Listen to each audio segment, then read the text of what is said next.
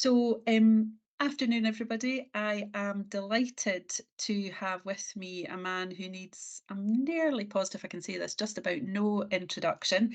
And bizarrely, I am taking on the role of asking the questions, which, Jason, I have to say, feels pretty nice as opposed to being in the hot seat that you're in. So, just in case anybody doesn't know who I'm speaking to this afternoon, I have the honour of having Jason Leitch with us in Grampian today. And Jason has been around a number of departments and actually is heading off to Royal Cornhill after this conversation and after taking the time to answer some of the questions that you've put forward for us. But Jason, just in case somebody doesn't quite know what your role is, can you summarise it briefly for us? Yeah, I'm not sure I can, Caroline. Thank you so much for having me. It feels a bit odd that I can hear your voice through this wall, and yet I'm sitting in here, but it seemed the simplest way to record it at short notice. I could have done this from home and saved myself the 3-hour road trip, but then I wouldn't have met all the lovely people who I met this morning, which we can maybe come on to in a minute or two. So I'm Jason Leitch. I'm Scotland's National Clinical Director, which makes me one of the 3 senior clinical advisors to the First Minister and the Cabinet and the civil service. In peacetime, I'm responsible for safety and quality, for armed forces and veterans, for heart disease, cancer, all of those bits of the puzzle.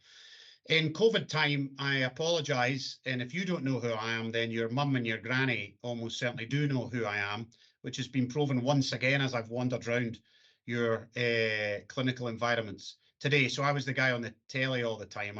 I'm sorry, and it's been a real treat to visit Forester Hill and different pieces of your adult and children's services this morning. And then I don't think I've ever been to Cornhill in all the years I've been visiting, so I'm looking forward to that this afternoon. Great. And I'm sure the teams have been delighted to see you and to share with you some of the good stuff as well as some of the challenges that they face.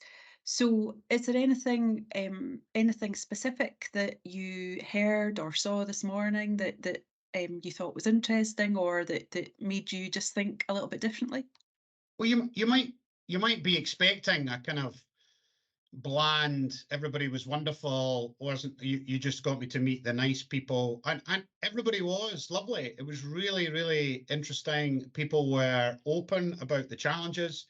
I went from unscheduled care, both the emergency department, what I would call acute medicine. I think you probably forgive me if I get the language slightly wrong for your institutions. Then some pediatric emergency, pediatric assessment into the children's hospital, into the HP corridor, and so it was terrific. I didn't meet any complainers. I don't know if your complainers are off on a Monday, but I didn't meet any. I met people who are finding the job tough. No question. I mean, the executives are finding the job tough. So then right through the system, the job is hard. I met some people who are tired, but I also met a load of people who are problem solving, who are solving today's problems, but also thinking about future problems. I can see out the windows and I can see buildings of new institutions and trying to build partnership. I met the people who run RACH, your charity organization. So it was really good. I think probably the challenges I see here are not particularly different from the challenges elsewhere. Your recruitment is probably a slightly different bundle of things. So you got challenges with pediatric anesthetics. So has everybody. Your nursing seems relatively stable, fragile in bits, but relatively stable. Your AHP recruitment good, but you're quite distant from some of the AHP schools where they make AHPs. So that feels as though it needs an innovative solution of placements and all kinds of other things to attract people. I met a couple of people who have come from distance from England. Mhm. I met somebody from Leeds and somebody from London who honestly want to go back to Leeds and London with a big fishing net and bring everybody back because they think it's hard here, but they think it's so much better than where they came from. So I gave them instructions to go and recruit 10 people each back to Grampian. So it wasn't rose tinted glasses, Caroline. It didn't feel easy. I don't think I saw it on a particularly calm day but it didn't feel completely out of control or bust or anything. And every person talked about patients and families and those that they serve. So I was really encouraged. I'm not sure they're as encouraged by me coming, but I was encouraged to meet them all. It's brilliant to hear, and no surprise, I think the teams here are just phenomenal, and they absolutely, as you say, have challenges, but they are trying to do their best in what we can do locally and then work nationally. You mentioned paediatric anaesthetics, so what we can do nationally to try and make sure we've got the right pipeline of professionals, I suppose, coming into health. There was quite a Um, lot of spontaneous chat about, well, they didn't call it integration. So I spend a mhm, lot of my time in, like you do, in conversations about integrating health and social care. So I yeah, was quite struck by the number of people who talked about links with the community or engaging with the community. They don't talk about the integration. They just talk in a way that they're responsible for this bit and that bit, and we're talk. So that felt different from 10 years ago, maybe even from 5 years ago. That it felt more coherent in the sense that the patients don't know if they're in the community service or the acute service. Only the geeks care. The staff felt as though they were bridging those gaps. I think in most places I saw. yeah. Well, I think that's a huge positive to hear actually, because as you say, actually patients shouldn't have to worry about what bit of the system am I trying to get into, Indeed. because actually they should just be able to get the care that they need. So, questions, Jason. We went out a few weeks ago and asked for some questions for you. And just, I'm not sure when Mike plans to air this actually, but just so that you know, we didn't take Jason and his colleagues actually around the system when it's at a quiet point. We're recording this on Monday afternoon, the 6th of November. So actually, for those of you that were working over the weekend, you'll know it was a pretty tough weekend. So Jason and colleagues have seen that this morning. He told me to But keep my pop. He told me to keep my poppy on, so it must be going out this week or next. okay, perfect, perfect. And I That's am how you can tell it's November. It's November and I'm populous because my jacket's in the other room. And as Jason's already said, we're in rooms next door to each other now, which is a bit odd so that we could do this recording. But I better get on with these questions. So the first question, Jason, is from Sandy Reid, who you met the last time you were here, from Aberdeen City. And Sandy is Aberdeen City's lead for vaccinations. So Sandy's question is, as the lead for Aberdeen vaccination programme, can you tell us yet if there's going to be a large spring booster programme for 24, whether that's single COVID or flu, will be here by autumn 24? Yeah, well, it gives me the opportunity to do two things, both answer that question. But the first thing it allows me to do is thank the army of vaccinators, not just Sandy as leader for that. And there'll be a leader in Aberdeenshire and Murray and everywhere else. And there'll be people who do it, I'm sure, in the acute hospitals as well. It's what an astonishing piece of work I it's know it's been huge. from 2 or 3 years ago to now. And then every so often we say, yep, well, here we go. We're arming up again, and we're going to do autumn, winter again. So thank you so much for everything you've done. You've saved countless lives. The estimate is 29,000 lives saved in the first year of the Scottish vaccine. I mean that, and those 29,000 people don't know who they are. We'll never meet them. They can't come to the inquiry and say their lives were saved because it's all of us. So thank you for all you've done. It's just terrific. So the question is relatively straightforward because we don't know yet. We have a group of boffins, hard scientific questions. You set up a committee of boffins. That committee for vaccination is called the Joint Committee on Vaccination and Immunisation. They constantly meet. There's some Scots in there. There's some behavioural scientists, virologists, vaccine experts, and they decide for the whole of the UK, and they publish a thing called the Green Book. And that Green Book, those of you who have worked in vaccination will know it. You turn up the measles page, or you turn up the RSV page, now there's a big COVID chapter. And that gets updated all the time. That's why we're doing autumn winter just now, and that's how we decide on the age range and who gets it. They haven't decided for spring, and they haven't decided for autumn winter 2024 yet. My instinct, and this is based on nothing other than where the global position is I think probably the vulnerable might get a spring booster, and then we'll be in the same position as we were this winter for next winter. Now, some of the intriguing science is there might be a combined COVID flu by that time. The companies are working on a single injection for both. I Okay. don't know whether that'll be in place by then or not. So I would expect a similar group to the one we've just done or are in the process of doing next winter. But in spring, I don't think we'll do a massive group. I think, Okay. if anything, we'll do a vulnerable group. And the definition of vulnerability will be up to where the disease is, what variants we've got, and what the Joint Committee then decide based on that science. So I don't think Perfect. Sandy's out of job. I don't think Sandy's out of job quite yet. Oh, the vaccinations is just one string to Sandy's bow. Isn't it? Isn't it Yeah, just? yeah, yeah. So Sandy, hopefully that's helpful. You heard it here first, and let's watch that space for vaccines. But actually, it is a really interesting point, Jason, you make about our ability to do the prevention piece, because I know the more and more we're getting into trying to understand the financial position, and we all know the importance of prevention is becoming pretty challenging to stay focused and balanced. But some of the questions I think will lead on to that.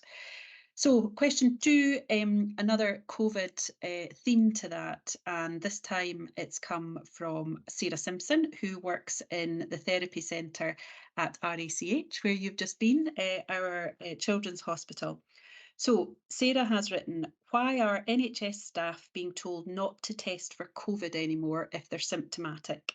Surely you need to know where the virus is, especially if it's a more virulent mutation starts to circulate. And the second part to this question, which I think is a really live issue for us just now, and I think it's a timing issue and policy catching up, but also how can staff claim for special COVID leave if they're off sick, which requires proof of positive COVID tests in order to qualify for it if we're not supposed to be testing. So, Yeah. So the COVID leave one's a bit technical, but so we'll come to that. And I might not be the best person to answer it, but I'll have a go. The first bit is at a point in time, the expertise, the group of healthcare, public health, infection experts have to decide that we're going to treat this infection like we treat all other infections. So we don't do home testing for flu. Flu tests are available. We use them in your hospital every day, but we don't do it in the house. And we don't test for RSV in the house. And now we don't test for COVID in the house unless you choose to do so. I'm not telling you not to. I'm telling you, you don't have to. That's a slight nuanced difference. And we're not providing them free of charge anymore. So you are now responsible for COVID like you were always responsible for flu, like you've always been responsible for colds. You are now looking after your own decision making about whether you should come to work and what you should do. So the advice is treat it like the other respiratory illnesses. If you're sick, don't come to work. Don't spread it to your family and friends if you can avoid it. That's always been the rule.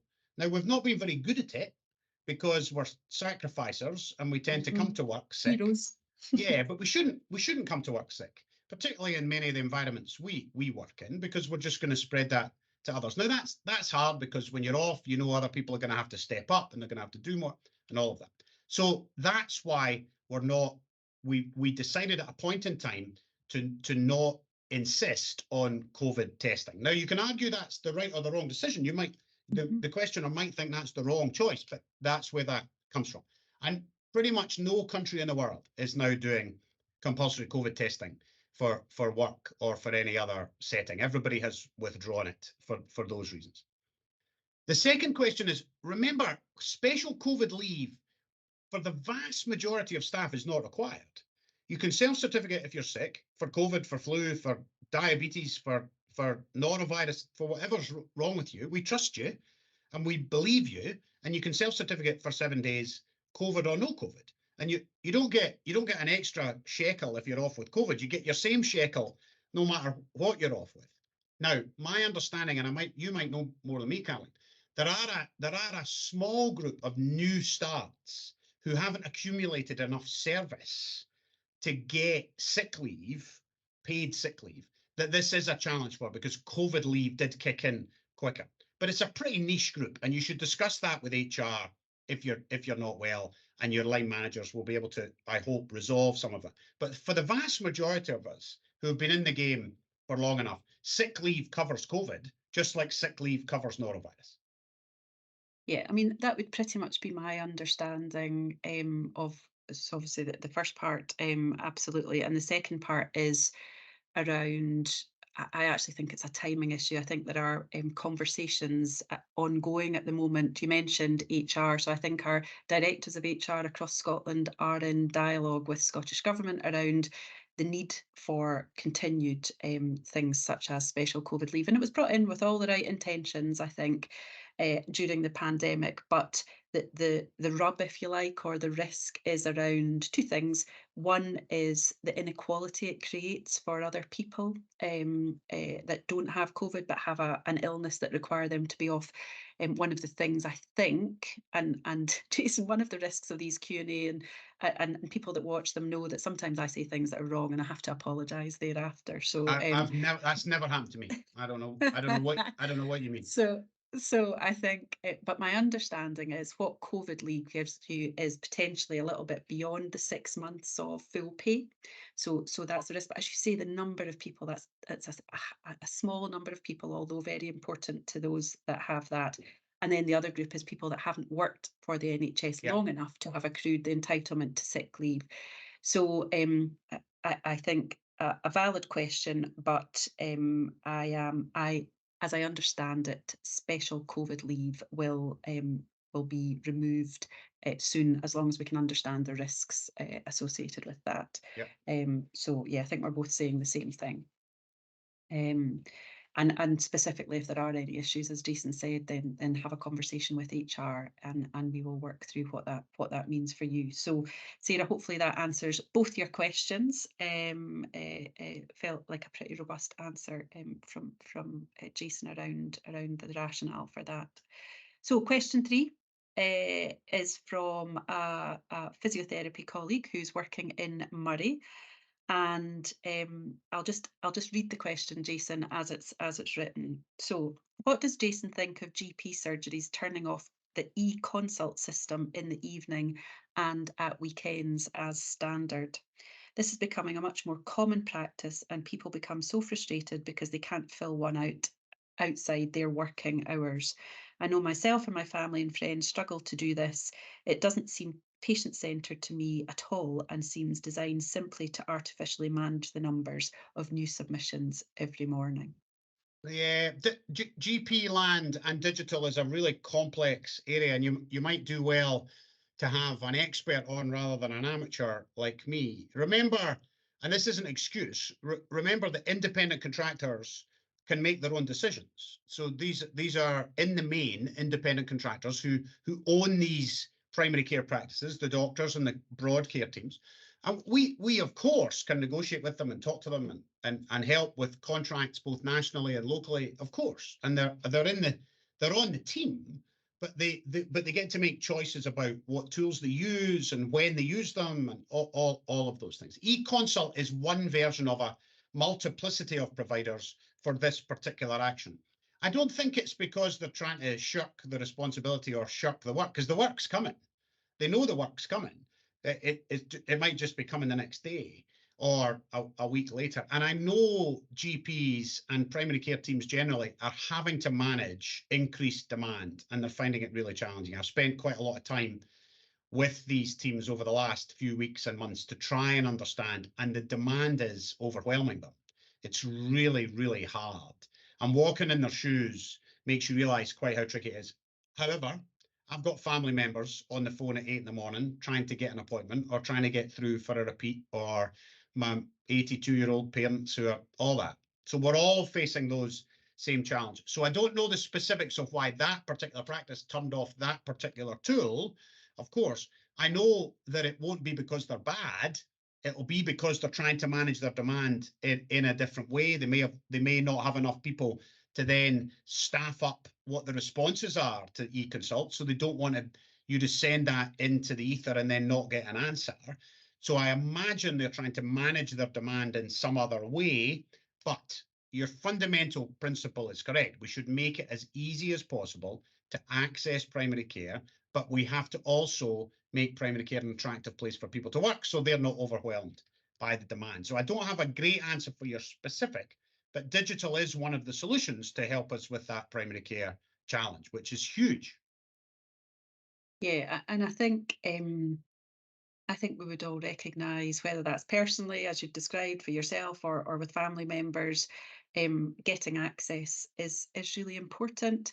And the only other specific I would add to that from a Grampian perspective is the work that we're doing as NHS Grampian and the three health and social care partnerships and all of our independent contractors to work together to actually think about, so what is the future of primary care, and what's the vision that GPs and the multidisciplinary teams around them feel is sustainable. And at the moment, I don't have a name for the colleague that submitted this question, but at the moment, I think you're absolutely right. This is about managing demand and doing the best that they can.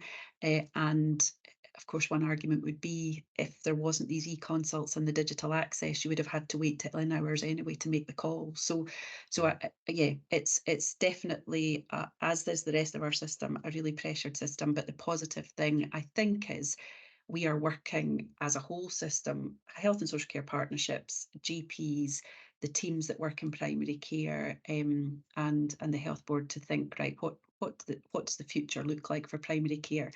And that will absolutely be shaped around, well, I know one thing from my GP colleagues that they hold really dear is around continuity that they can provide, and then also access. So work in progress there. Okay, so the next question. Um, this is a question about, oh, it's a similar theme actually, around access, and if any, this is specifically about healthcare staff accessing the services that a GP would provide. And the colleague has asked the question, what your views would be on having a staff GP, because I suppose at the moment what we have is occupational health, and that's a small proportion of colleagues that would use that.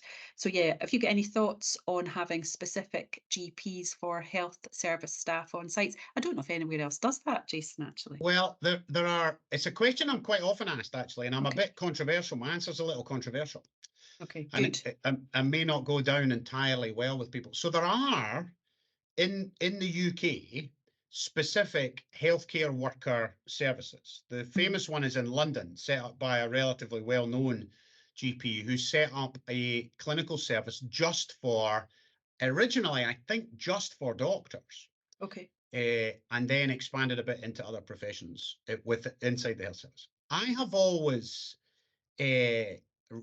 reacted to it. I, I completely understand the temptation for it, and who wouldn't want, if you could get it at the front door of the building I'm in today, a GP practice that would. But what about the people that work at ASDA and the people that work, like my wife, in the high school education system? And are we really that special? I think COVID has taught me that the key worker category is pretty broad. The people who kept your Wi-Fi working and your electricity supply on and your shops filled with cucumbers and sausages, and those who taught your kids and looked after your elderly relatives, they felt pretty key to me, as well as us. I'm not suggesting, as well as you, maybe not me quite so much, but as well as the health and social care workers of the country. I would much rather, and this sounds awfully twee, I would much rather fix the system for everybody than create a special system for some. Now, that is a bit of an excuse because it's so hard to fix the system for everybody, but I think I should have to work in the system just like everybody else. So I have no special access. I have no private insurance. I work in dentist. I go to the dentist like everybody else goes. I go to my GP like everybody else does, and I try and stay healthy and well so I don't have to. Now, does that mean the Scottish government should set up a special version of GP for me in the Scottish government? I don't think so. Now, the only thing in balance to that is I think we should make primary care very accessible to people in all settings. So I was once in Cincinnati and visiting their community pediatric services, and their primary care practice was in the school, not Mm. not special just for the school, but it was in the school. So the kids, the parents of the kids, the staff there, everybody went to that GP practice. It wasn't just for them, but it was very accessible to that population. So that seemed like a sensible thing to do. It wasn't restrictive. You could go if you lived nearby, but it felt like it was easy access because people were always there. So I think there are some things we could do to make primary care more accessible, but I don't think we should have special health services for health service.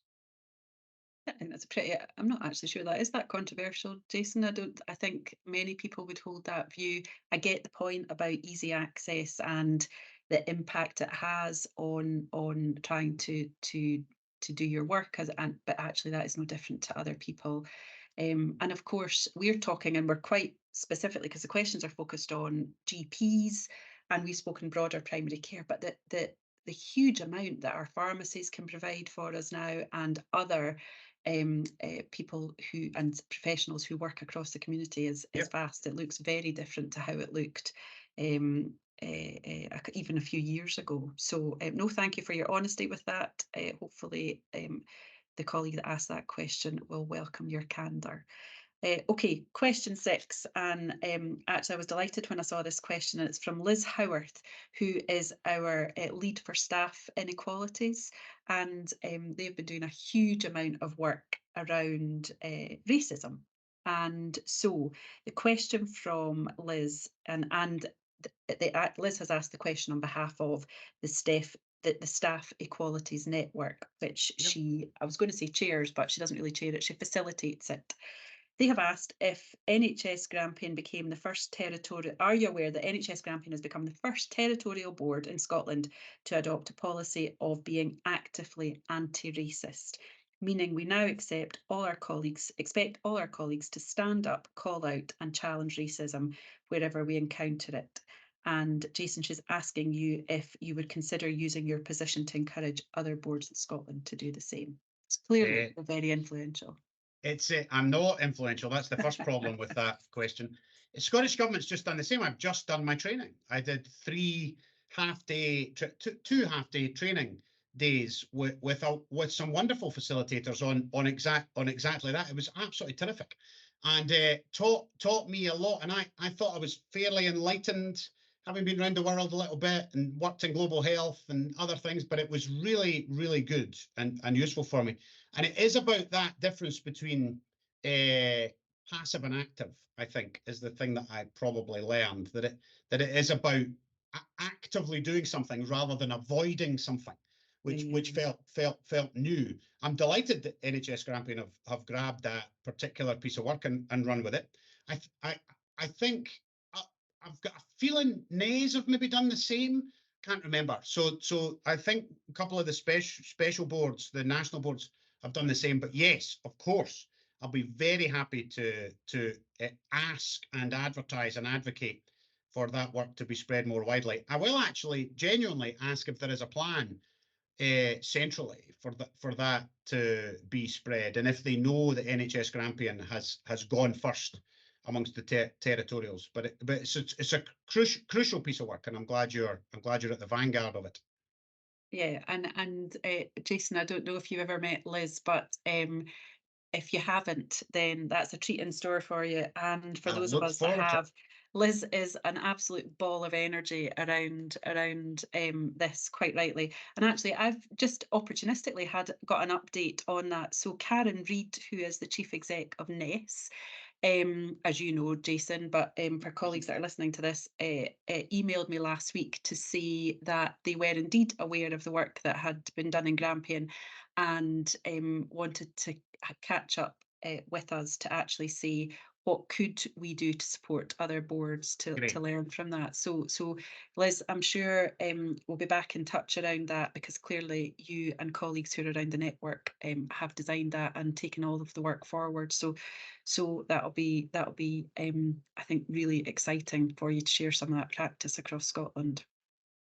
Okay, we're nearly there. I think Can I we've just just got say, a couple more is questions. that the Yeah, yeah. sun shining on? Is that the It sun is. It shining on is. you? And Yeah, it's I not. know. I'm. Is it always like that in Aberdeen?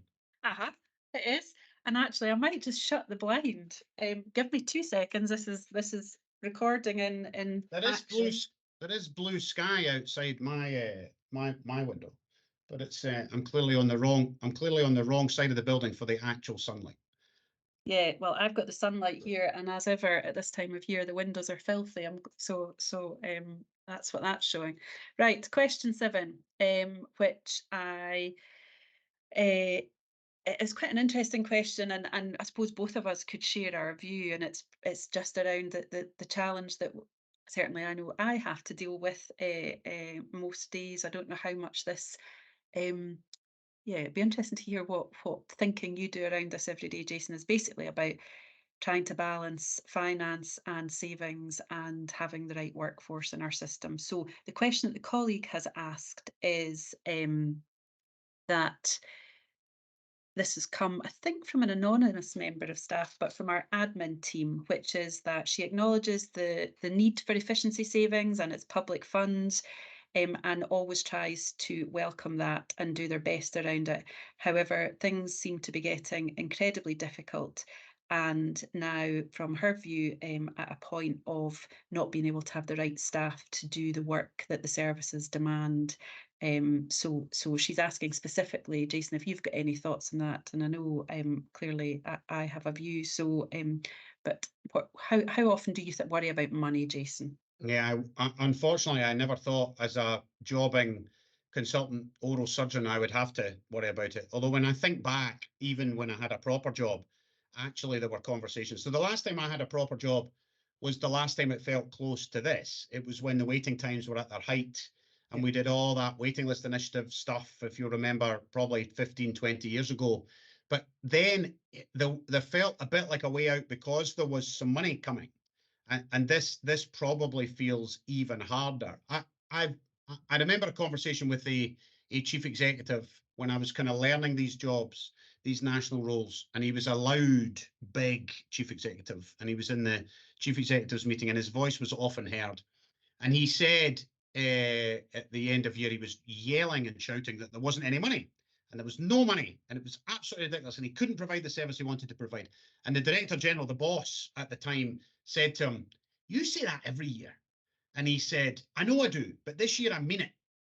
And I think probably all of us, you, me, all of us now feel as though we're in that place. This year we do mean it because 23, 24, and if anything, 24, 25 may feel even harder. And it's more diagnosis, of course, here. It is hard everywhere. So I'm in conversations with those in charge of criminal justice, with those in charge of education and local government funding and all of that. And you just have to look at things like trying to build a new Glasgow prison because Berlin is not fit for human habitation hardly. Then it's really tricky because they are in the same pot for money that we want to build a new Monklands hospital or a new Cross House hospital or upgrade some of your lab facilities or whatever your infrastructure challenge might be. So I think there's a real problem. And I think there are only two ways out of it. The first and most important is prevention and spending less money on sick people because we've managed to prolong life but not prolong disease. We still start getting sick at the same point. We just stay alive a lot longer. So the average life expectancy 150 years ago was 40, and now it's well over 80. So you can't do that unless you move the start of the disease to 70. If you keep the start of the disease at 50, you're stuffed because you're spending 40 years of healthcare money. So we've got to make the population healthier. That's obesity, smoking, alcohol, behaviors, physical activity, it's air pollution, it's statins, it's all that, all that. So we've got to do that. That's really important. And we've got to invest proper money in it.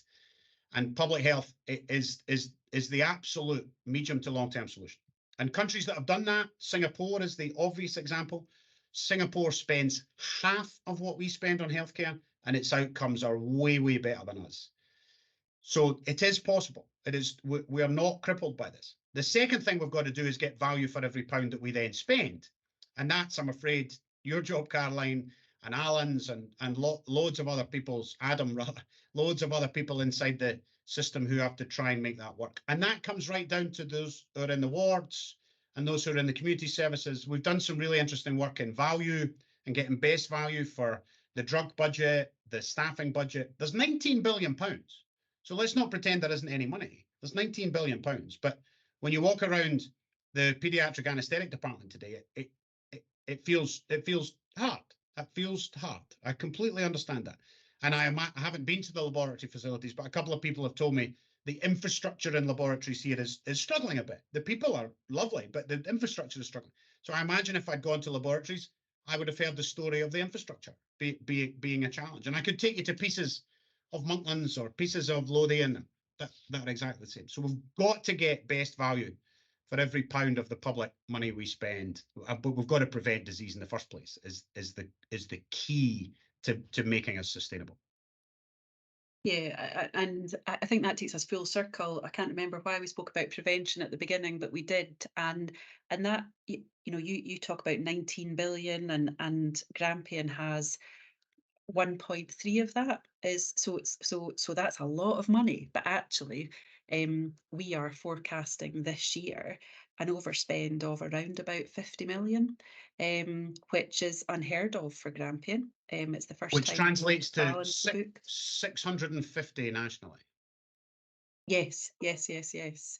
And so um, to the colleague specifically that's asked this question, I think this is one of the things that I know I think about all the time, and I don't lose sleep that often, but at the moment, definitely, how do I and the leadership team balance the need to manage within our allocated budget? And I've said that's already challenging. Really, really thoughtful of how colleagues experience work, and I'm going to say specifically colleagues that are not in direct caregiving services. So of course, I think a lot about colleagues that are given care, but I think that's quite it's there's quite good visibility around that. Colleagues such as admin colleagues, our you spoke about infrastructure there, so our joiners, our decorators, the teams that keep this system running, that aren't directly patient facing all the time. I think sometimes we find it too easy to think that's where we can make a saving, and that's definitely conversations that we've had across the system. Actually, that's a false economy. So just now there's something about valuing everybody, making sure that everybody is as efficient as possible, and then the reality of that is still we are going to have to find a way to manage within our budget, and this year is proving to be really, really challenging around that. So as ever, if there's particular things, then speak to your line manager about how you can manage that, and that is about balancing demand. But yeah, I think the prevention stuff and how do we, this is a rhetorical question back to myself really, how do we manage to invest in future proofing and prevention when actually keeping the lights on and the show on the road Yep. today is costing more than we can manage? So Yep. yeah, it's a real challenge, and something that not just locally we're working through, but nationally trying to understand how we do that. Okay, last question. You'll be delighted to hear, because then you can get off to Cornhill and meet some of the teams down there.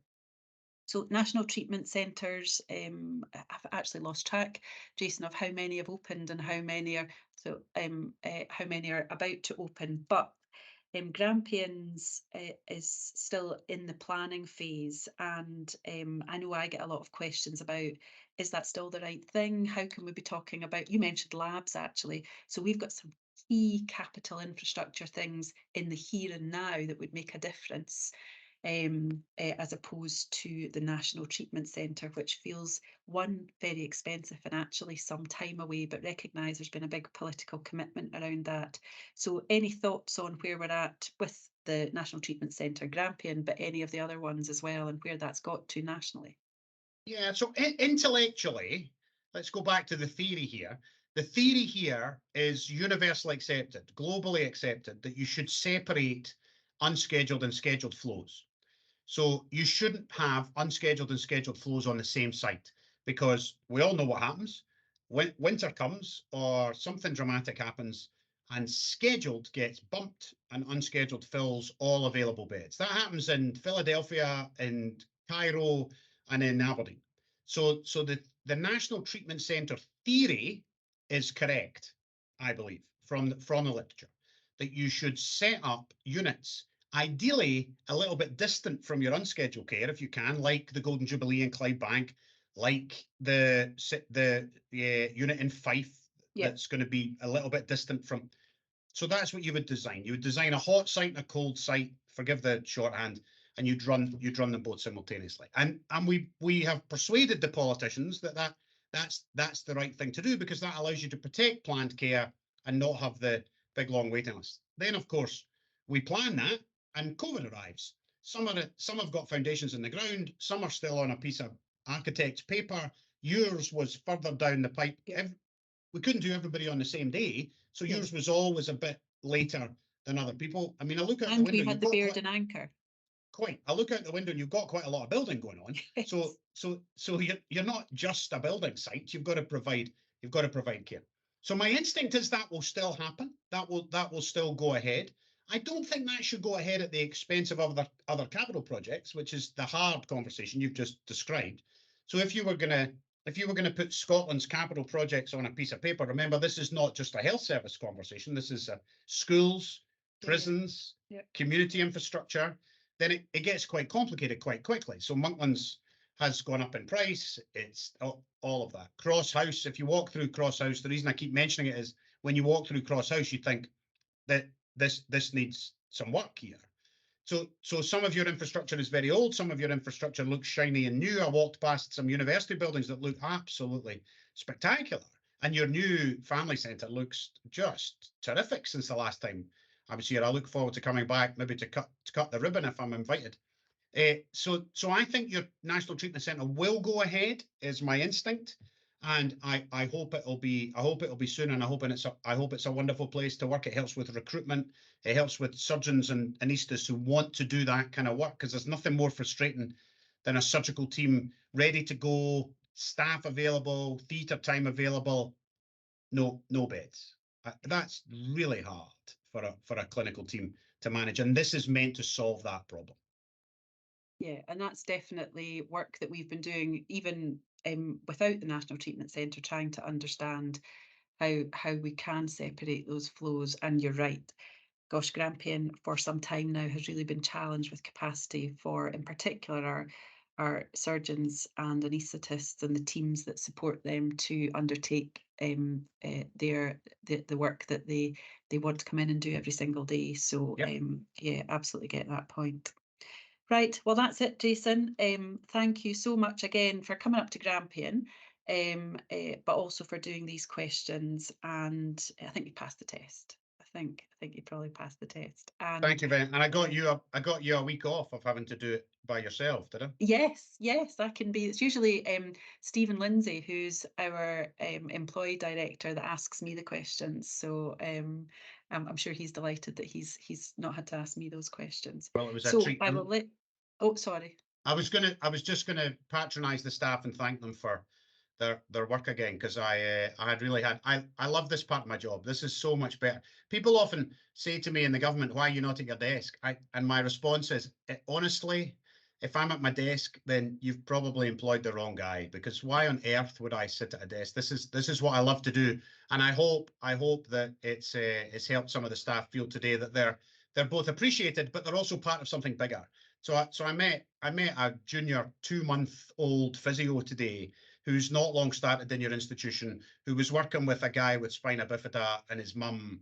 And it's just a little microcosm of everything that happens across NHS Grampian every single day. I mean, she doesn't really appreciate that young girl, but what she's providing for that family and the whole service. So it's just terrific. It's encouraging for me. I hope it's encouraging for those that we were able to meet and shake hands with this morning.